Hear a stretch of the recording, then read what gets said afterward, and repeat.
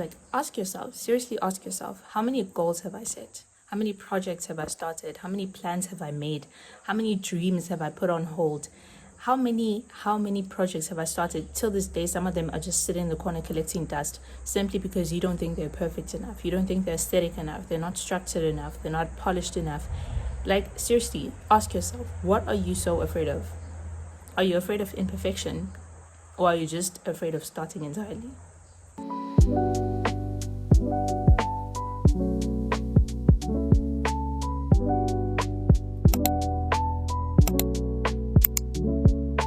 Hello family, welcome to the video. If you're new here, nice to meet you, and hopefully by the end of the video you will want to join the family as well. I just wanted to hop on here and talk about something that's really been brewing in my heart for a while. It's something that I also personally struggled with for a really long time, so I really just wanted to talk about perfectionism, how it affects you, how it affects your journey, your success, and basically how to overcome it and start making substantial progress in your goals and actually see your achievements. So without wasting any time, let's get into it. So I do want to just start off by clearly defining what perfectionism is. I'm sure a lot of us are very familiar with the concept, but we might not actually know like the actual definition of what perfectionism is. Perfectionism is a personality trait defined by a relentless striving for flawlessness, setting unrealistically high standards, and being overly critical of oneself and others. It is often driven by a deep-seated fear of failure, judgment, or inadequacy, leading to procrastination, paralysis, or burnout rather than higher achievement. So that's the formal definition of perfectionism. So how does this look like in your goal setting?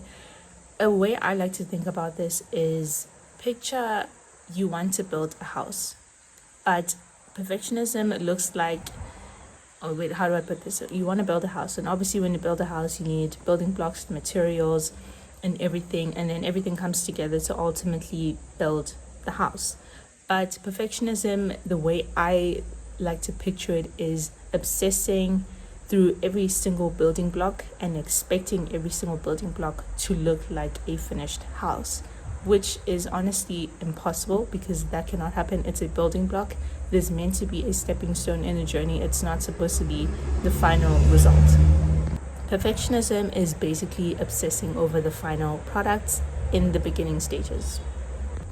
So I just wanted to, first point I wanted to point out is how perfectionism often leads to procrastination. And you might be thinking, well, how would that work? If I'm a perfectionist, then I'm always just going to be working to improve and all of that. But here is how it actually works. And I'm actually going to give you an example of myself. There is a business venture that I wanted to do, and it was in the planning stages for, I'm not kidding, probably an entire year. I was just planning, and that's all I was doing. And one day I looked at this and I noticed, I was like, man, it's been so long and all I've done is plan. All I've done is just keep modifying the blueprints, making the plan more aesthetic, making the vision board more aesthetic, but I've never actually done anything that's like for like seeable results. There's literally nothing.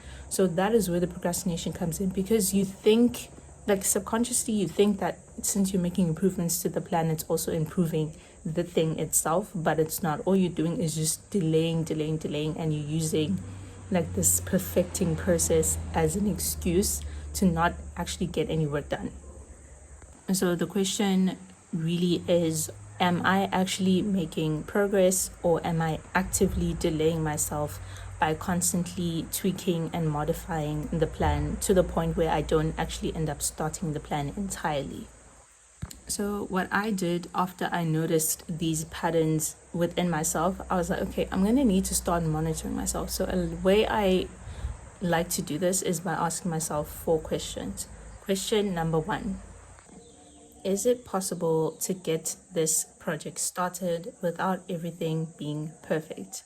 It is, honestly, I'm going to tell you, it is so easy to start to believe that your personal preference is a requirement. And when you do that, when you say, oh, I want, maybe let's say you want to start a skincare business or some sort of business, and you're like, okay, this is the aesthetic that I want, this is the packaging that I want to use, this is the labeling that I want to use. But let's say maybe in the current circumstances, you can't afford to buy that type of packaging, you can't afford to use that type of labeling, you can't afford to use the type of marketing and aesthetic that you want.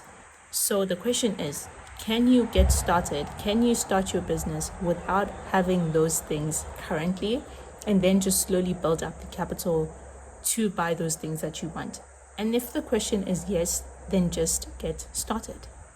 It's honestly that simple, because a lot of us will like obsess over this final product that we want to have, and you will honestly deny yourself the opportunity of going through a refining process, because that is what it is. When you start somewhere that you are not exactly like fully content with, that is you putting yourself in a position to refine yourself, to make progress, to make improvements, and ultimately get to the final aesthetic and the final product that you want to have. So ask yourself that question: can I start now without things looking the way that I want? And if the answer is yes, then just get started.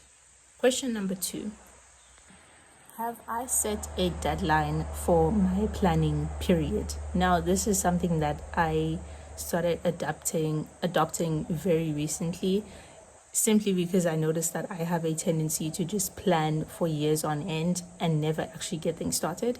So now what I started to do is I started giving myself a deadline for how long I will allow myself to plan for something. So when you do this, you are still giving yourself space, mental space, to maneuver and make plans and make improvements, but you also still have a solid structure keeping you in check, so that you don't just go on a planning rabbit hole and you start making modifications after modifications after modifications, and next thing you know, a year has passed and all you've done is make a more aesthetic version of the vision board you had 2 years ago. You see what I'm saying? Question number 3 goes hand in hand with question number 2, and it is, do I have a plan for my planning period? Now, I know it sounds kind of paradoxical, but it is very important to have, like I said, mentioning in the previous question, you need to have a sort of structure for your planning period, and also having a plan is what's going to further reinforce that structure as well. So if you are giving yourself, say, a deadline of 3 months to plan for your business or 3 months to do something, then you also need to come up with a structure of saying, okay, within those 3 months, if I am, say, starting a business, within these 3 months, I want to have my labels done. I want to have my labels done. I want to have my packaging done. I want to have all of my shipping sorted out, so my banking details sorted out. These are the things that I need to get done in the 3 months, so that if, for example, the planning period hits, maybe your planning period is 3 months, and 3 months come and you've done all of those things, you just start. You're not going to add in more stuff. You're not going to be like, oh, well, maybe it would be nice if, we just get a nicer packaging. No, if that was not a part of the plan, it's not a part of the plan. Just move on. That is something you will see to further in the process. That's it. However, also it also gives you sort of like a time crunch. There's this very interesting law that I learned recently. It's called Parkinson's law. I'm going to paraphrase because I can't remember the wording exactly, but it says a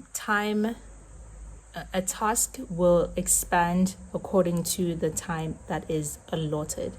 A task will expand according to the time that is allocated.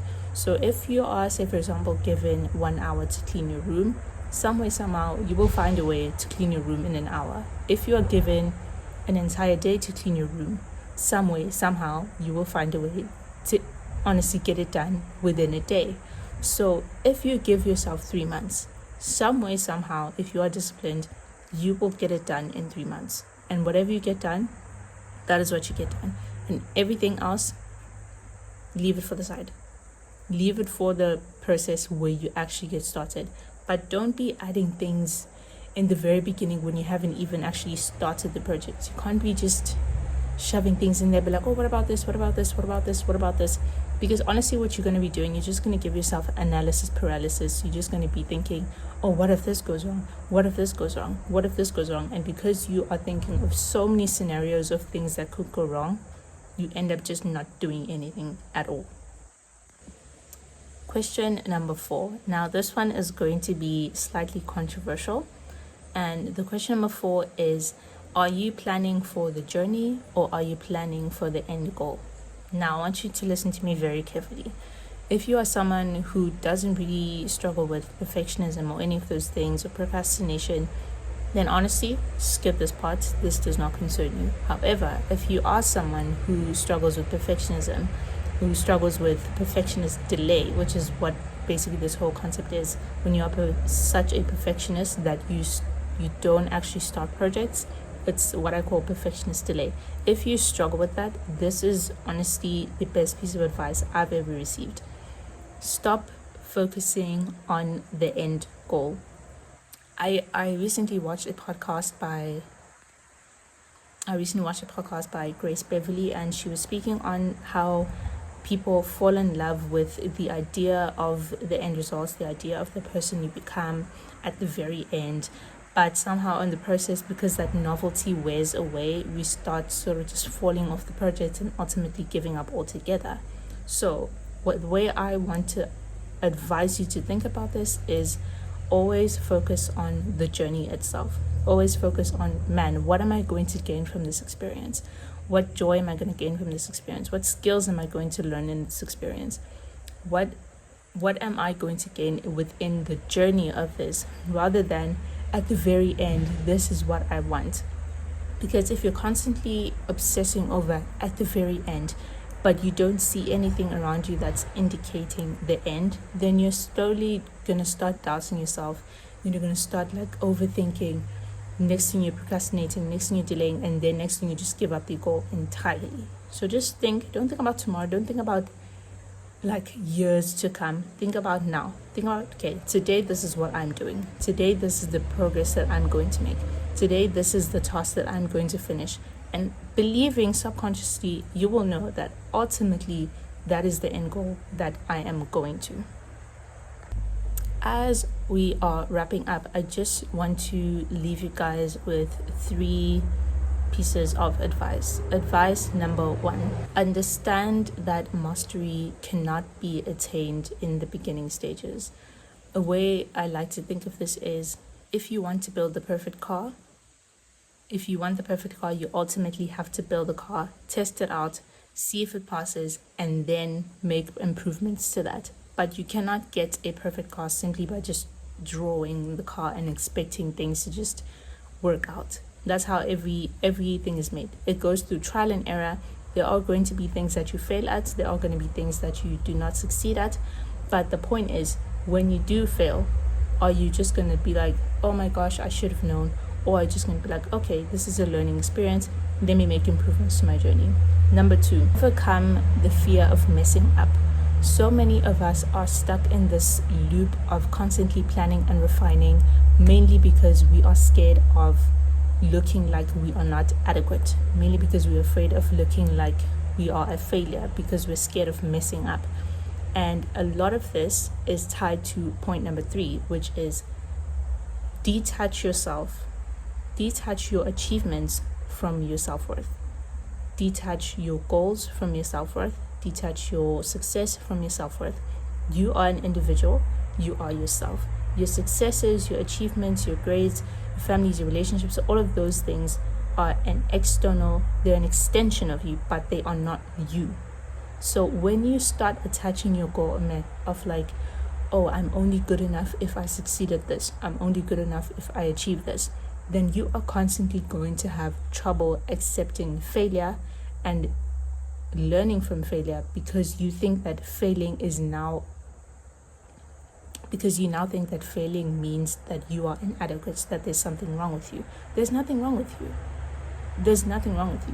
You will fail. There are possibilities, there are situations where you will fail, not because you did something wrong, but simply because there's so many things that come into play in life that you cannot just be simply dependent on, if I do things right, then everything will work out, guaranteed. That's not how life works. Okay, so accept the failure, learn from it, move on. That's it. Anyways, that is it for today's video. Really hope you guys learned something from this video, and if maybe you want to leave a few points, your thoughts, make sure to leave it down in the comments. and see you in the next one. Bye.